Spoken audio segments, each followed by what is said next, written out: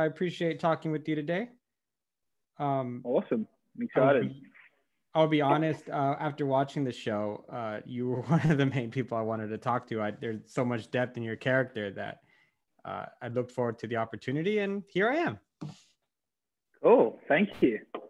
I always want to hear that I'm the best. You are very, very good. You want to tell us a little bit about Silas and what you like about him? Yeah, so I don't know, it's fun playing a character, Silas, that doesn't even really know who he is. Like he's not really a very formed person at the start of the season because he's just had so much trauma that he hasn't been able to develop social skills and normal teenage things. But it's interesting that once he leaves the community, even though there's the threat of zombies, he seems to be having a much more enjoyable time outside of the walls of the community than you would assume. Right. It's hard enough trying to be a teenager in just the regular, everyday real world. Now, in a zombie that's apocalypse, what they say. I don't even know if it really is that hard to be a teenager. so for some people it is, others not so much, I guess. Obviously, you had a little bit more fortunate for you. Do you want to talk a little bit about some of that trauma that your character goes through, and maybe how that evolution that we see, it turns you into?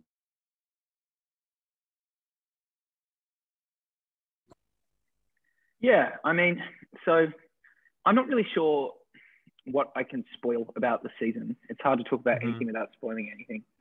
But I mean, he's just had some god-awful things. Even for zombie apocalypse level, some god-awful things happened to him that he didn't, I don't think he's been given the opportunity to grow into being an adult. And like, I think he's very much wounded and that sounds crap.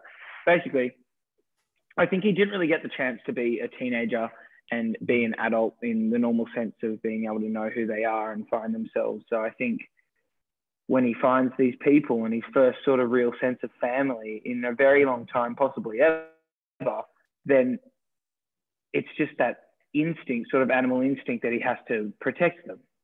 And he has so much love for them in comparison to how the way everyone else treated him in the community.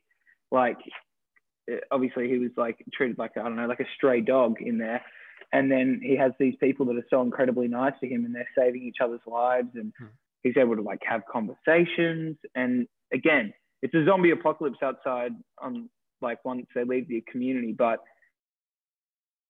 terrible apocalypse of some other kind going on there for Silas when he wouldn't talk to anyone and he'd work as a janitor that just no one even really connected with.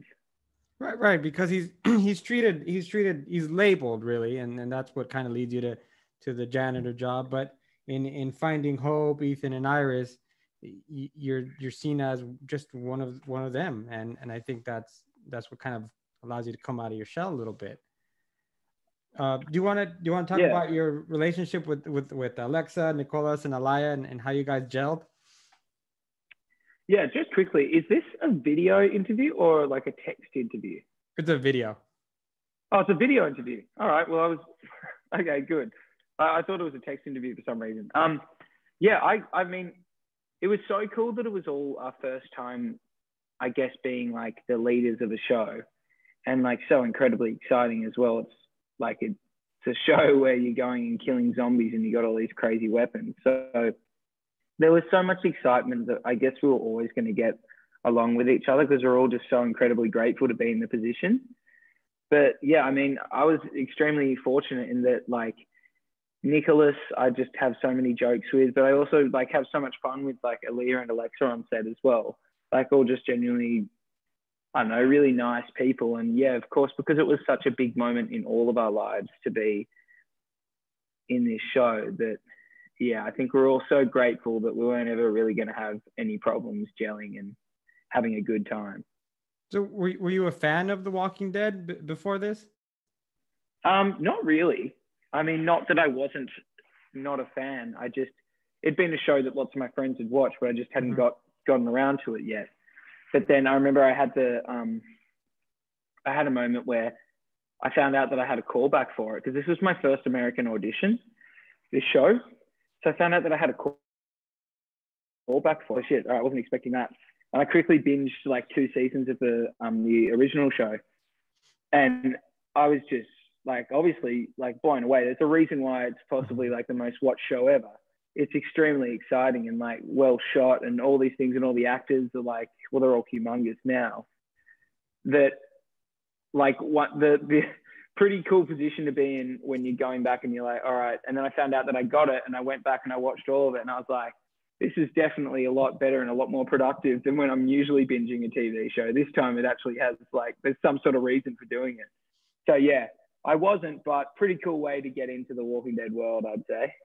Yeah, because I mean, it is still quite the pop culture phenomenon that, you know, it springs. There's mazes now at Universal Studios, spin-off shows like yours, which now have a different perspective. So it's congratulations on you know, being part of that world now, right?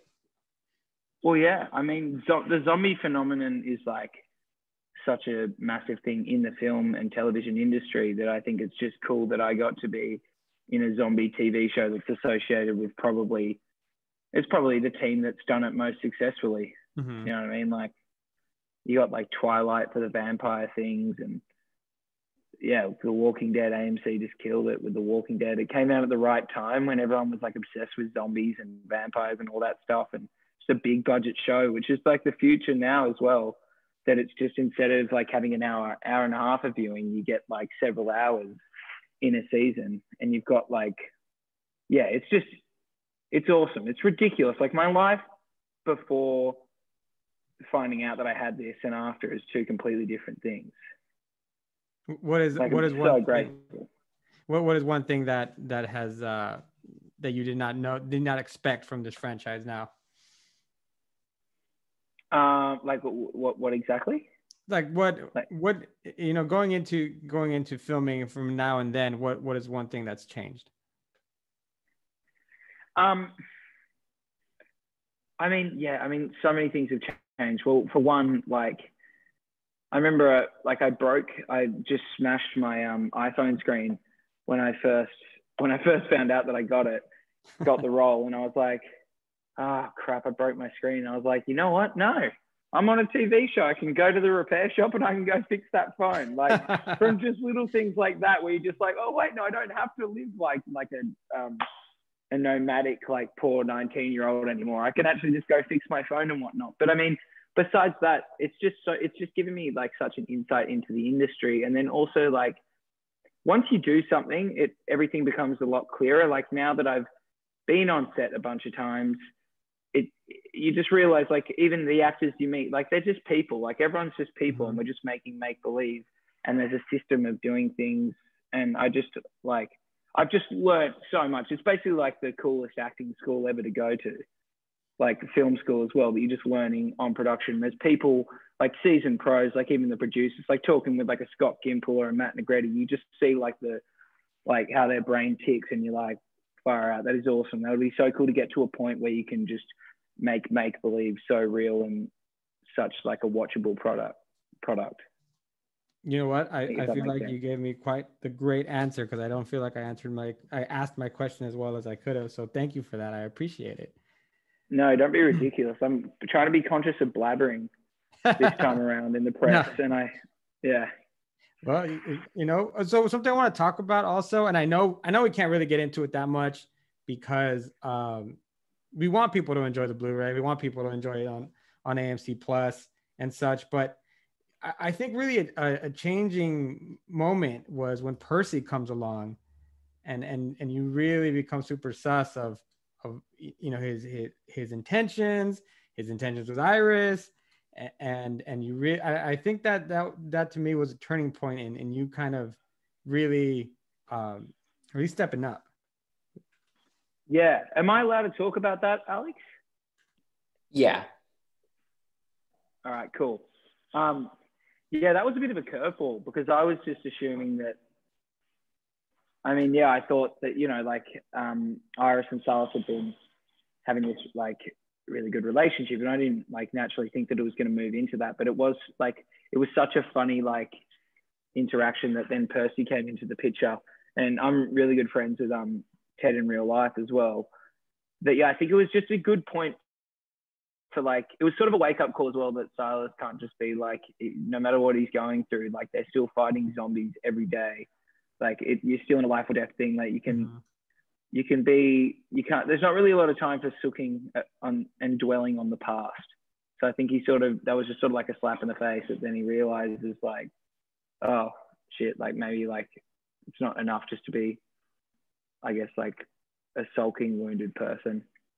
I think there's a little bit of that there. Also, I think as well, I had something, I'm just trying to think. I think it's also that sort of that protective thing, that Silas had this family unit and finally feels at home and feels safe, even though, again, they're fighting zombies.